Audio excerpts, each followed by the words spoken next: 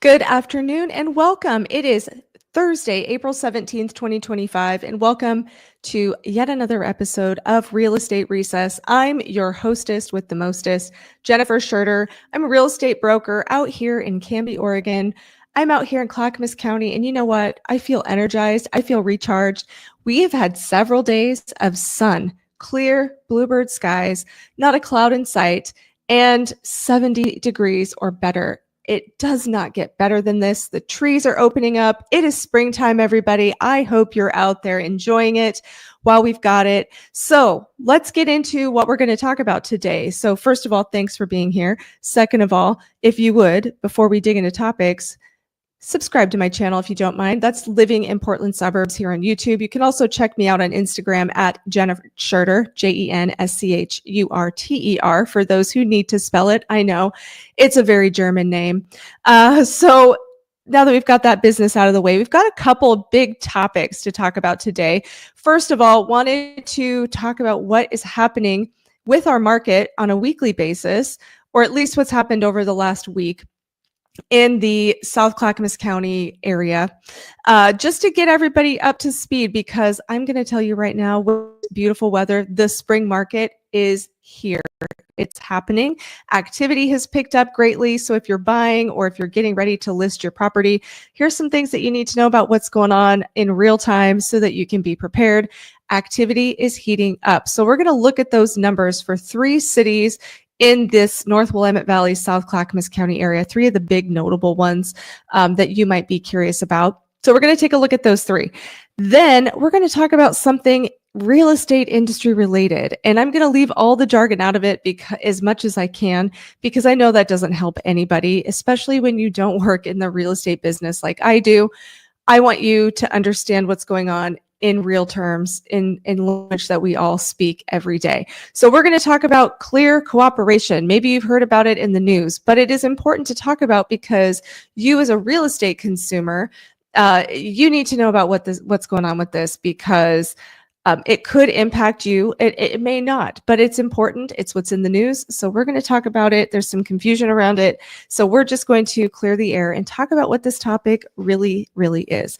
So without further ado, maybe let's start breaking into some numbers, shall we? Let's look at the real estate market and what is happening right now.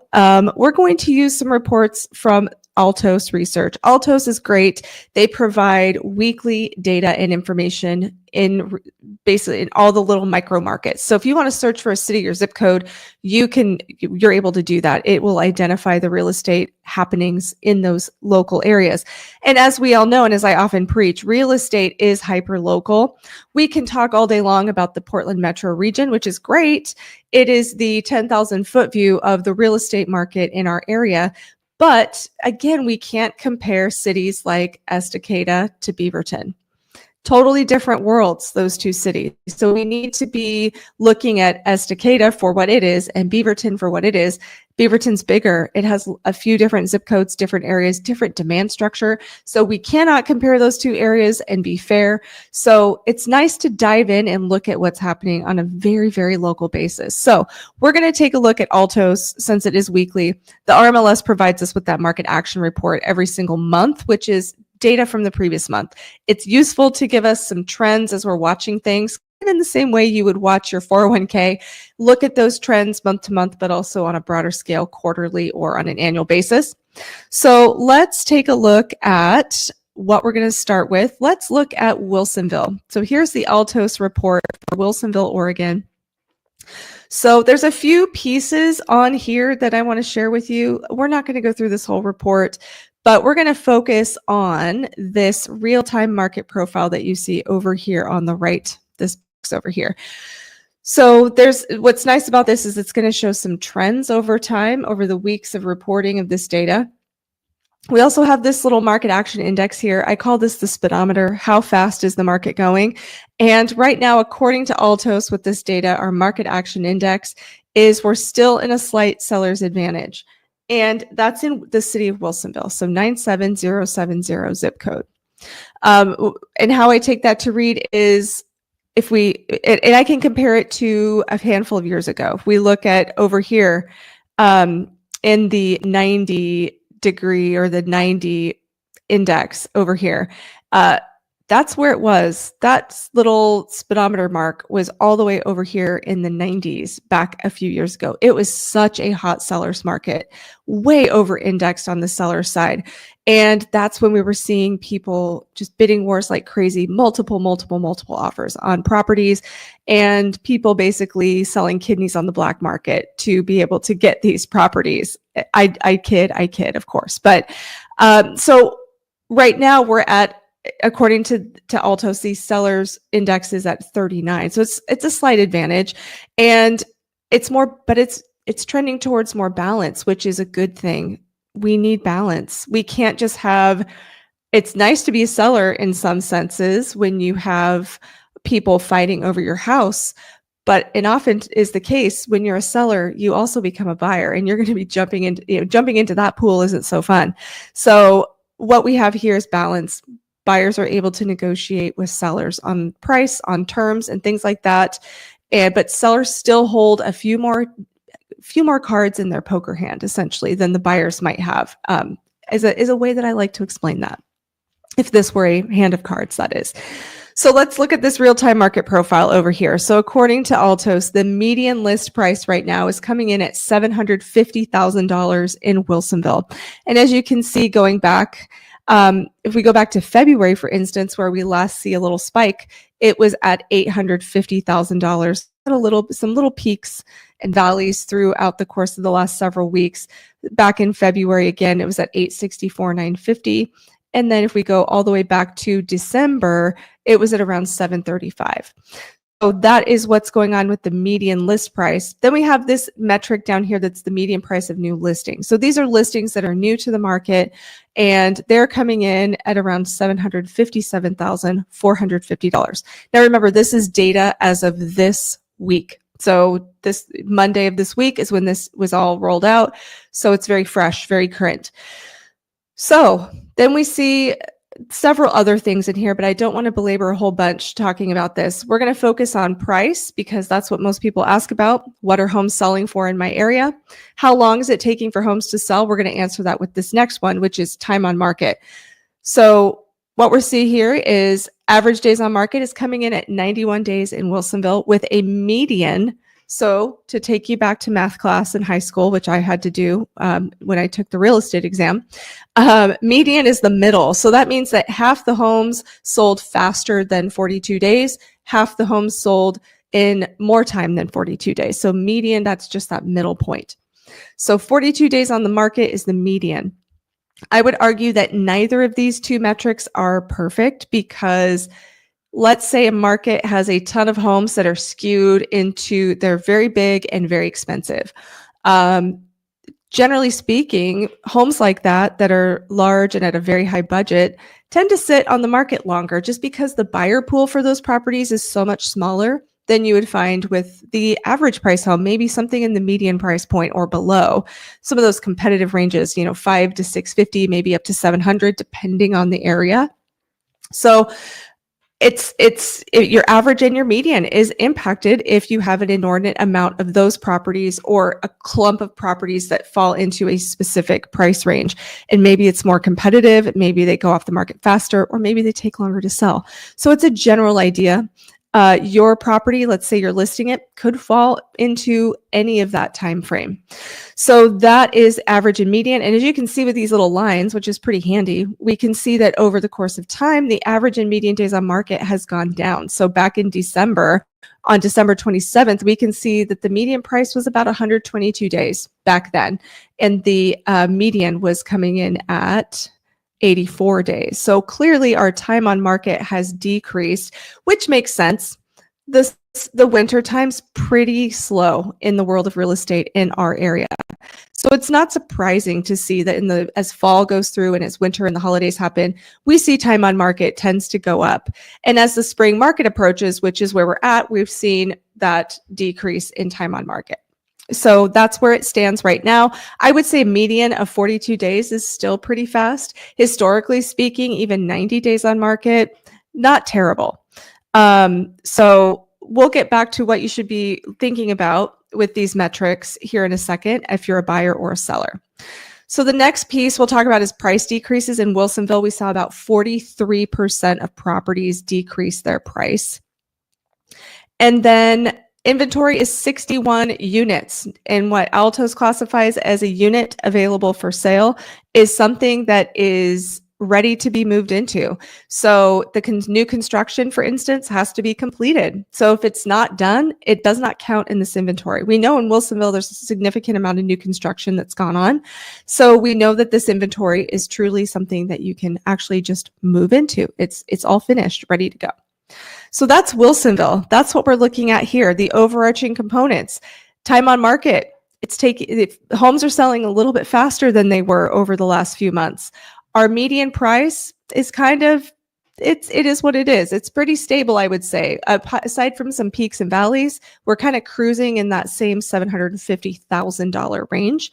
And in Wilsonville, it is still a slight seller's advantage. So what does that mean compared to another city? So let's take a look at, for instance, let's take a look at Oregon City so we can compare a little different area. So let's get that one pulled up here. Bear with me while I play musical chairs with the internet tabs.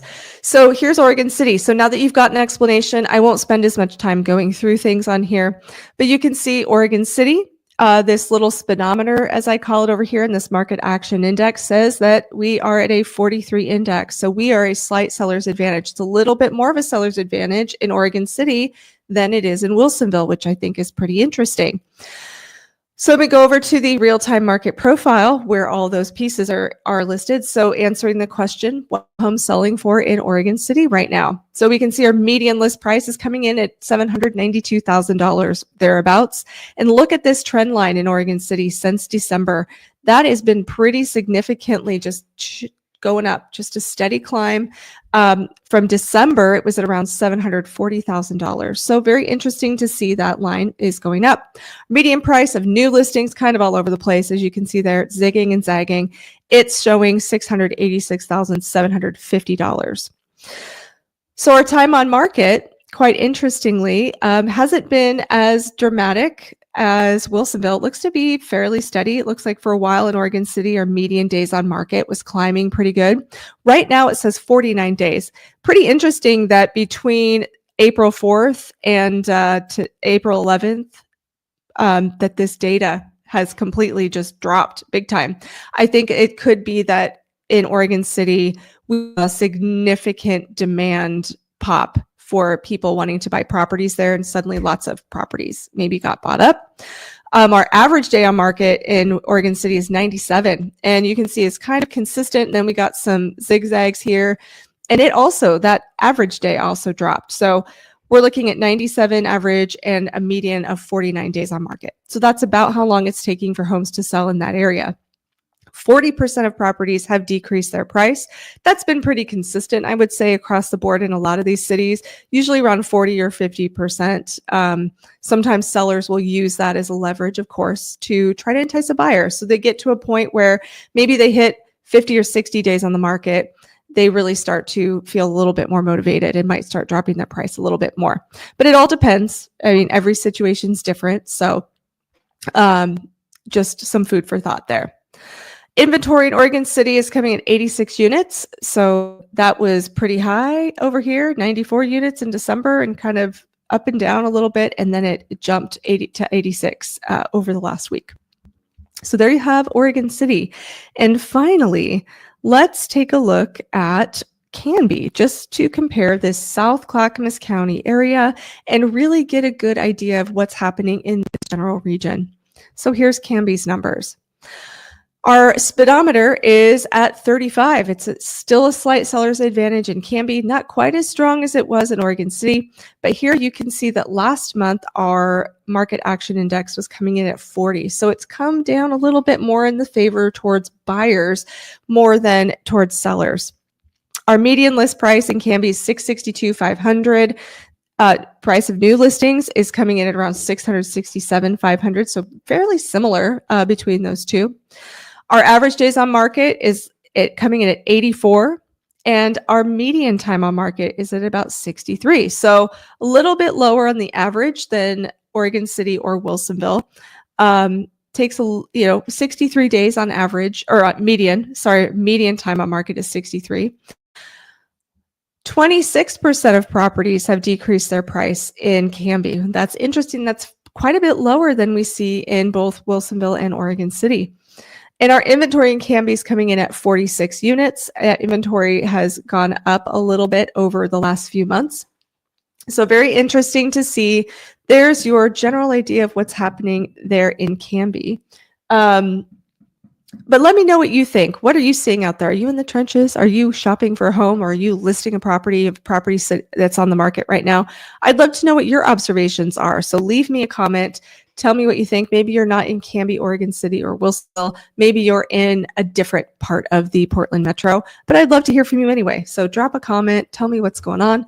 An interesting piece of information as well, and forgive me if I am being redundant because I've told this information to a lot of people because I think it's so incredible. I will use one statistic from the RMLS Market Action Report that came out for the month of March with data from last month. And that is that between the months of February and March, new listings increased 38% in the Portland metro region. That is enormous. Now, I know that usually we always say, hey, the Super Bowl marks the beginning of the spring market in real estate. And that's kind of just what we've always said in the real estate world. But golly, if that kind of wasn't the case, right? If we saw that 38% increase, that's huge. It's a huge increase in new listings. And then also of note is that our pending sales were up 33% as well. So lots of new listings hit the market, but buyers were ready and going. They were going after it. They got those properties locked down. So think of it this way, folks. If you're going to list a property and we saw that just that much of an upswing on buyer activity and sales, I think that bodes well. I think that's really, really positive sign for our local market. Of course, it could be just a flash in the pan. It could have been a one and done thing, but it's going to be really interesting to see what's going to happen over the coming months. So data nerding out on you a little bit. So forgive me if this is just totally dry to you and boring as all get out. But what this all means for you is you have an opportunity to, as a buyer, there's more properties on the market. You have more choices. We've been begging for that over the last few years. We've just wanted more inventory, just more stuff to shop for, more to look at. And that's been a common complaint of a lot of the buyers that I'm working with is there's just nothing that we're interested in. Nothing fits the needs that we have. So to finally have some inventory that might make sense or is interesting, gosh, it certainly is a change. And it definitely feels good to know that's out there. So I think sellers had their properties up and buyers responded because I know that information just blows my mind. And I think that's really exciting. I think it's good things coming for our spring market, assuming everything else in the world doesn't fall apart while we're at it. Am I right? Okay, so let's move on to our next topic. I wanted to talk about this clear cooperation. And maybe you've seen some headlines. Let's talk about some headlines here. Let me show you a Google search that, let me show you something that I've seen here. Actually, I don't have it, but some headlines for what it's worth that I've seen. Let me see if I can read some to you because I think that they'll put it all into perspective. Okay, so what are we talking about here?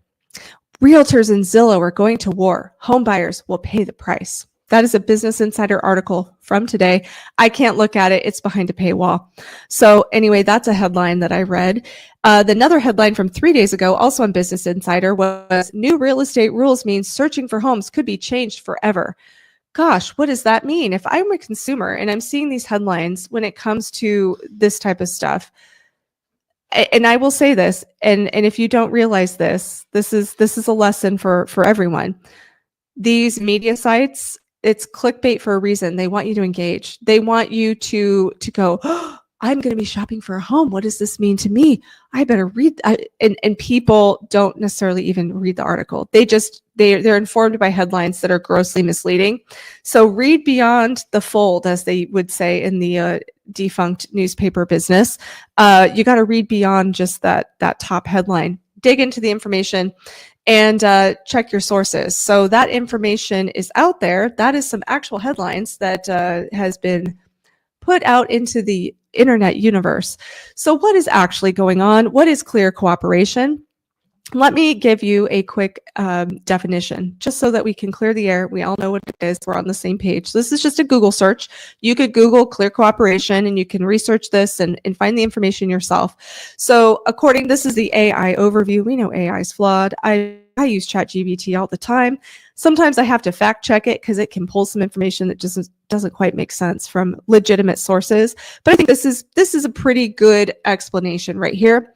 So in the real estate world, it says clear cooperation refers to a policy implemented by the National Association of Realtors, so NAR, in other words, that requires listing brokers to submit listings to the MLS within a business day, so one business day, of publicly marketing a listing or a property.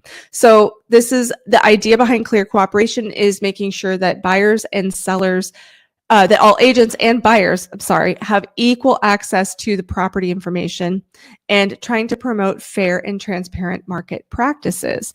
So there's some stir up and shake up about all of this, because some people want to have what's called a pocket listing.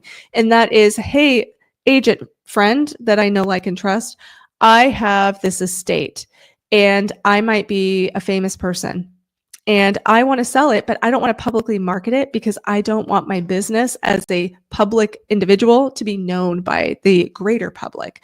I would like to keep it private. I would like you to help me connect with a buyer that might make sense for my property so that my privacy can be protected. That's one example, but sometimes people just do not want to list their property in the MLS. They would prefer their agent just kind of on the networking side of things, help them find a buyer. And those types of things do happen. So what is happening with this clear cooperation thing is, so with Zillow, here's what's going on. So Zillow is shaking things up with all of this clear cooperation. So what's going on with Zillow? So they just made a big policy change. They're now refusing to show listings on their site if those homes are being marketed privately before they're on the MLS. That means, hey, if you market this property publicly as your listing, so sellers, if you're marketing your property without it being listed with the MLS, Zillow is saying, hey, if you post this, if your agent posts this home on social media or sends it to private networks before it hits the MLS, Zillow may reserve the right to say, I'm not showing it at all. I'm not even going to show it. If we get wind of this, we are going to bar your property from even being shown on our platform. Zillow's kind of playing that game because they're the big dog in the real estate internet resource world. They are arguably the number one consumer website where people go for real estate information, where people go for searching for listings. Just like Kleenex is synonymous with tissues, Zillow's kind of now synonymous with real estate in a lot of ways. And they've done it over the years by building a platform and becoming a household name. So they are definitely trying to pull their weight into this conversation and say, look, you want your listings to be seen on Zillow because we have the audience. You're not going to be able to sell it anyway. So don't do things that are going to potentially have us pull your listing from ever being shown on our platform. So that's what's going on. So, and why should buyers care? So I'm looking at my notes here. There's a lot going on with this. So bear with me if I'm not eye contact through this whole thing in this podcast. So buyers caring, why buyers should care. So basically this move with Zillow or with Clear, it's really about leveling the playing field. That's the argument with all of this. And that Zillow wants to make sure everybody sees a new listing at the same time instead of just a few people getting early access behind the scenes. And which I appreciate, because especially if it's a really competitive market, there's parts of our area, Beaverton especially, I've seen it recently with some clients I've been working with, where we've seen multiple offers that have gone above asking. And in some of those situations, there's cities and towns in the United States, not just in Oregon. And I'm hearing of it, especially in the Boston area. I have some folks I know who are agents in Massachusetts, and they're talking about how they've been in competition with as one of 30 offers. and houses are going for $500,000 over asking price. And we're not even talking about anything spectacular, just an average house. So things in a lot of areas of the country are just utterly bananas. And so if you think about how that plays into this conversation, there's a lot of people vying for a very limited number of properties. So you can see how you would want it to be a level playing field to make sure that all the buyers on the market have access to properties that are being listed. So again, and this is saying, so if you're a buyer who feels like you're just always just missing out, you just can't quite catch up or get ahead of things, this change is meant to help with that. It's meant to help you see what's out there at the same time as everybody else, so it's fair and it's a level playing field. Some would argue that, well, and let's get to sellers, and then I'll come back to that point. So why should sellers pay attention, and why is this important to you if you're going to sell your property? So some sellers, which I can see this, I've talked about it with several people in the past, like the idea of testing the market by sharing their home with a few people before going fully public. It's kind of a way to say, hey, do you see my property? Does it look good? Do you think it could command a price of X dollars? So they're going to do that as a test, kind of a dipping of a toe in the water to see the temperature, see what's going on before they say, okay, we're going to list this thing.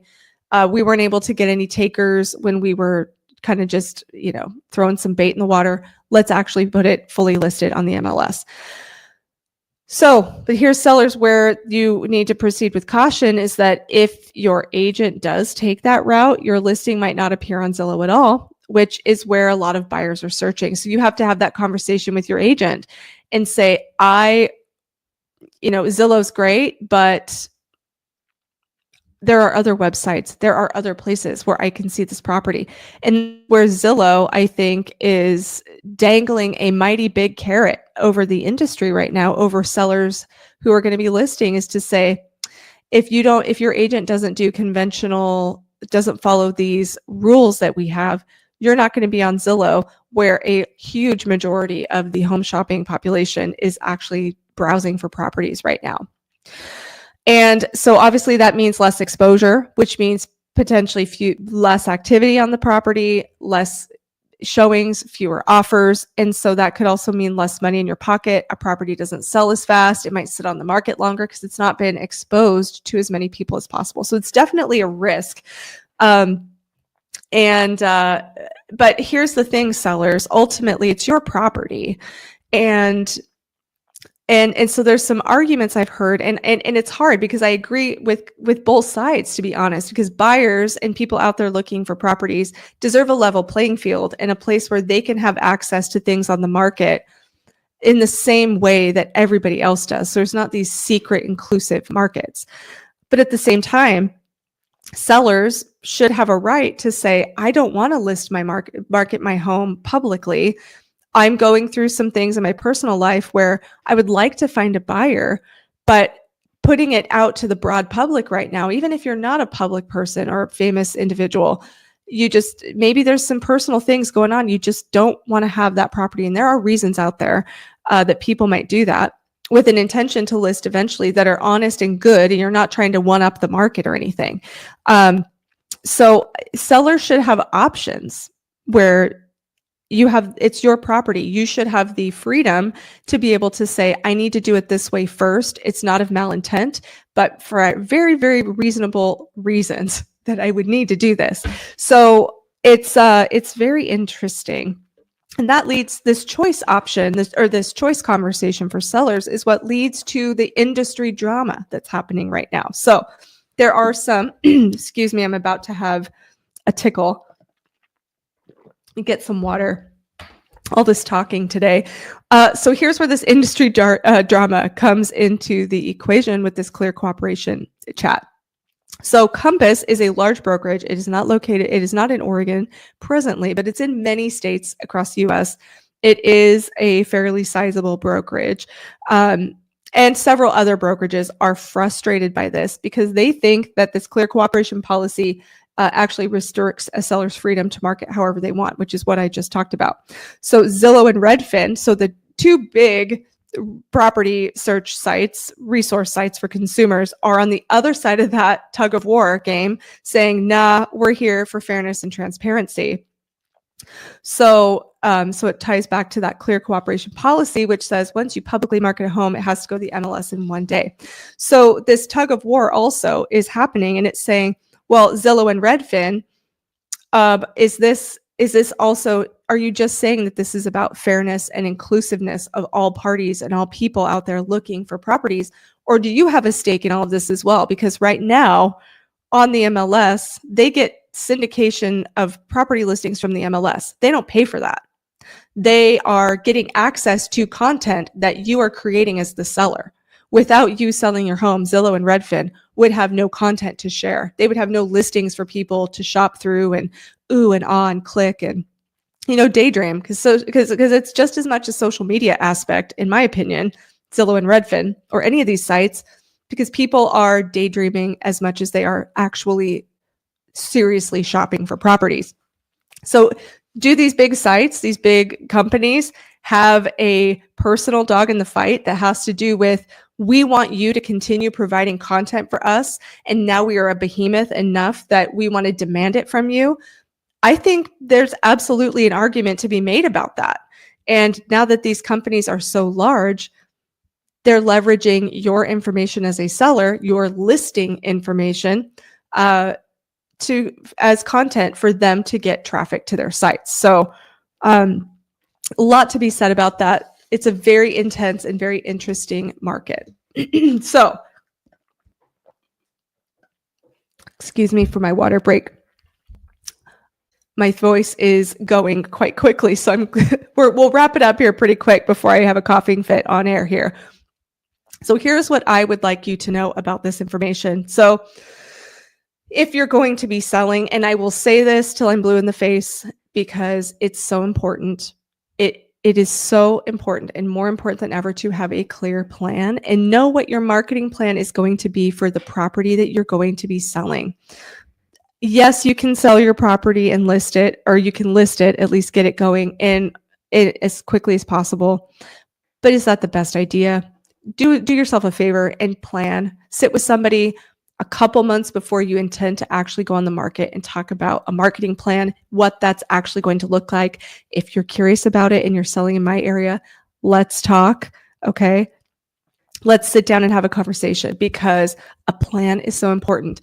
My brother-in-law was in the Marine Corps, and they had this thing called, I think it was the 6 Ps, but I'm going to leave one out because maybe it's the 7, because it's not appropriate, but it was prior planning prevents poor performance. There was a word between planning and poor that I am not going to say because it's not a nice word, but prior planning prevents poor performance. So it's the 5 Ps. And that absolutely applies here in this case. This planning is going to be really important, and having these conversations with your agent, talking about what you want for your property listing. Do you want to create buzz and energy before going public, which you can? We have to follow the rules by the RMLS, the MLS in which we belong to here. To do that is they prohibit, if they do prohibit and continue to prohibit as they do now, the public listing of a property before it's listed, or public marketing of a property before it's listed, then we need to follow those rules if we would like to maintain our MLS membership. But or is it a matter of hitting the market strong and getting in front of every buyer with every possible eyeball that's going to see your property on any of these sites without any risk of it being a problem? So the other thing, if you're buying, again, it comes down to an agent relationship. So if it does start to happen that we're going to see listings marketed more privately, it's going to come down to agent relationships. You're going to want that local agent that's well networked and knows a lot of people in the local area, because they will also have access to the MLS and they'll know about what's going on behind the scenes, because not every listing could be where you might expect it. So I don't know what the RMLS is up to yet. I haven't heard, but as it stands right now, and the rule that we follow, generally speaking, with the MLS in our area is there's no prior marketing allowed for properties before they are publicly marketed, before that date that contractual date that we say it's going to start on this day. We don't have anything right now that says we can market beforehand. We have to start marketing then and then only.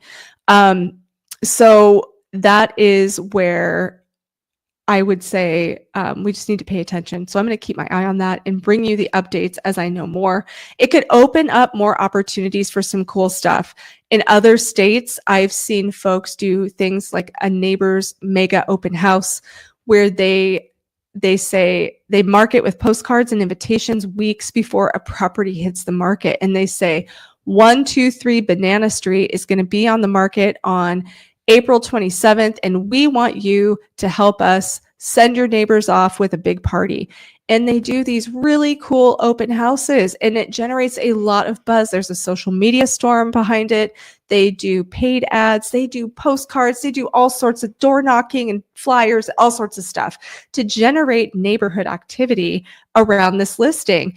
And that's something that's fairly difficult to do when you're not allowed to market a property until that date is there. So it'll be really interesting to see. There's definitely some pros and cons around this whole clear cooperation conversation that's going on a national level. But at the end of the day, also, I believe it's important to keep things as fair as possible. We know the rules are changing. So I think more than ever, and I will say this again until I'm blue in the face, it truly matters who you work with. It absolutely matters. And I know you might have cousins, friends, sister who just got licensed and you babysat her once upon a time, which is wonderful. I wish them the best of success. But I encourage you to interview agents that are going to be representing you to find the one who's going to be the best fit for you and is truly experienced enough to help you through some of these situations. Okay, so there you have it. Thank you for watching or listening to this episode of Real Estate Recess. I hope you found it useful. I'm going to try something new today. Well, maybe not today, next time, if I can make it work. I've got some interesting call to action things. I thought I'd put a QR code up there, but I don't think it's set up just right for me right now. So anyway, moving right along, I'm going to lose my voice. So thank you for watching. If you don't mind, like this video, subscribe for more content like this. I do this podcast every single Thursday at noon Pacific. I've also got other YouTube content coming out frequently as well, talking about our local area, lifestyle, real estate, community, all that good stuff. So you know what it's really like to live in the South Clackamas County area, these Portland metro suburbs, and even this North Willamette Valley region that is so incredible. So if you're looking to make a move, I hope you'll give me a call. I've got my contact information all over this YouTube channel. And otherwise, I hope you have a good week. Enjoy the sun, and I will look forward to seeing you again next Thursday at noon Pacific. Take care.